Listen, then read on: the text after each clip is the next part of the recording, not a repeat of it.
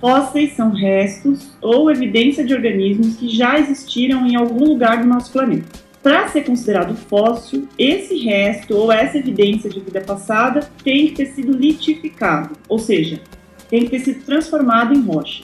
E o que é que pode ser transformado em fóssil?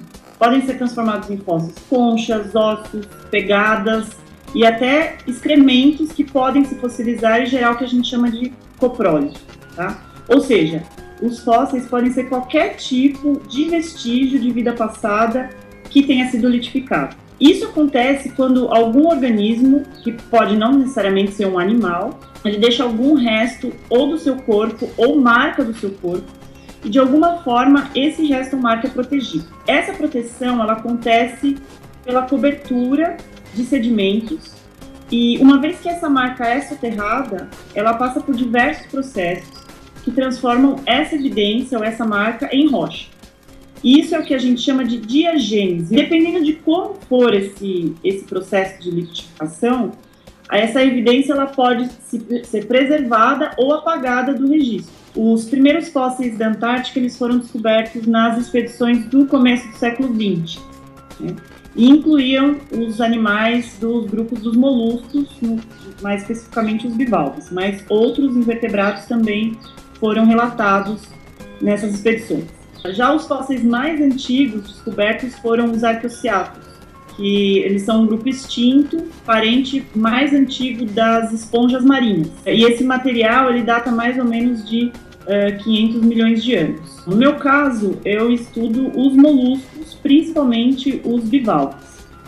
Os moluscos eles são um grupo que inclui as lesmas, os caracóis, os caramujos, os mexilhões, as vieiras e todas aquelas conchinhas que a gente costuma ver na praia, mas eles também podem viver nos rios e alguns, inclusive, podem viver também em ambiente terrestre, como aqueles caracóis que a gente vê no jardim da nossa casa. E mais especificamente, eu trabalho mais com os bivalves, que são as conchas que a gente normalmente encontra na praia. Existem várias informações que esses organismos podem nos dar, principalmente sobre a Antártica, mas eu uso dois métodos principais, que é a paleobiogeografia e a tafonomia.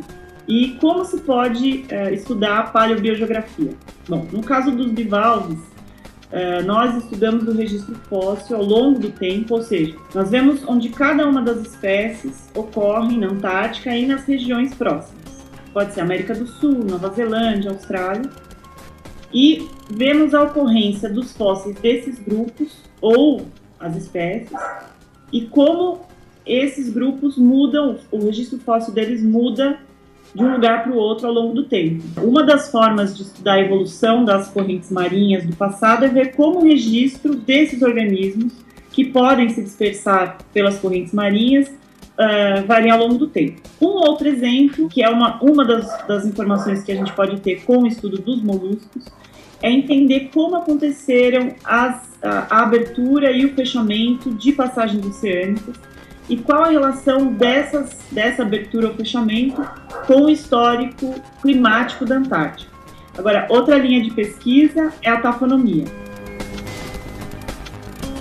A tafonomia é o estudo de como um organismo foi parar em determinado lugar e se fossilizou. E é por meio dessas informações que ficam guardadas naquele fóssil, é possível, inclusive, estudar, por exemplo, a evolução de uma paisagem. A minha pesquisa na Ilha Seymour, ou Ilha Marambio, ela tem o objetivo de entender um pouco melhor como toda aquela exposição de rochas, que se calcula que chega a mais ou menos 400 metros de espessura, como essa paisagem foi sendo alterada e evoluindo até o topo da sucessão. E um dos aspectos que a gente consegue fazer ou extrair com a tafonomia é justamente entender como aconteceu essa evolução. E no caso dos bivalves, que é o grupo mais bem registrado nessa ilha, a gente consegue extrair informações importantes a esse respeito.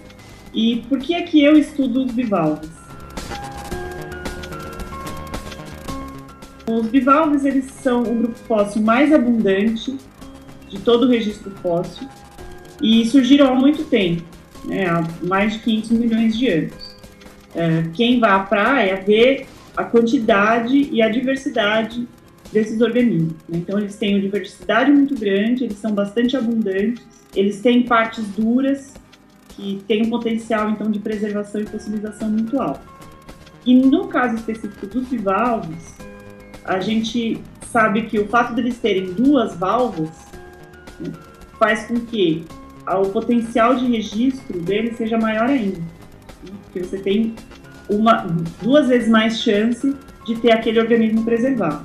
Outra característica importante dos bivalves é que a maioria desses organismos é marinha. Então, a chance de um organismo ser preservado, primeiro, é muito maior embaixo d'água, mas principalmente em ambiente marinho. Por isso, os oceanos são as maiores e principais bacias sedimentares do registro. Talvez as pessoas não achem os bivalves bonitinhos, mas do ponto de vista científico eles dão informações valiosíssimas para nós, os cientistas.